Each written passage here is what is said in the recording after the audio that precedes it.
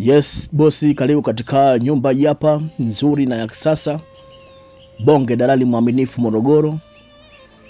Kwa wanaonifuatilia katika mitandao yangu ya kijamii wanajua. Nyumba za viwango na bei simple. Chumba master na sebule. Mita ya umeme ya kwako, mita ya maji ya kwako. Shilingi 150,000 kwa mwezi. Haya. Tunaingia ndani tuone.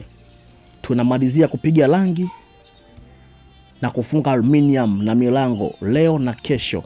Tajiri yangu, unaingia. Hii ulivyoiona hapo ni sebule yetu. Sebule kubwa nzuri ya kisasa. Nyumba ina tiles kama ulivyoiona. Gypsum, dirisha tunaweka aluminium kioo. Ndani ya gate ni apartment. Mita umeme ya kwako, mita maji ya kwako. Mkundi kwa Rungwa hapa, jirani tu na barabara.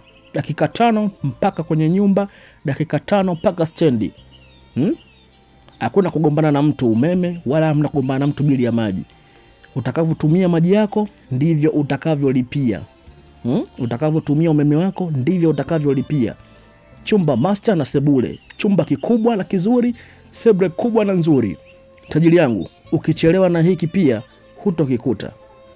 Kumbuka unaruhusiwa kuja kukiona chumba hiki, kuangalia location, umbali na jinsi kilivyo na kukilipia chap chap. Walikuwa wanataka nyumba yenye mita umeme ya kwake, mita umeme hiyo hapo, mita maji ya kwako. Nyumba nzuri ya kisasa mpya. Ukiingia wewe mpangaji ndio utakuwa mpangaji wa kwanza kuishi na kulipia nyumba hii hapa nzuri na ya kisasa. Apartment hizo hapo. Ngoja tuende kunyuma tuone. Mimi napendeka mambo yangu nifanye kwa ushahidi.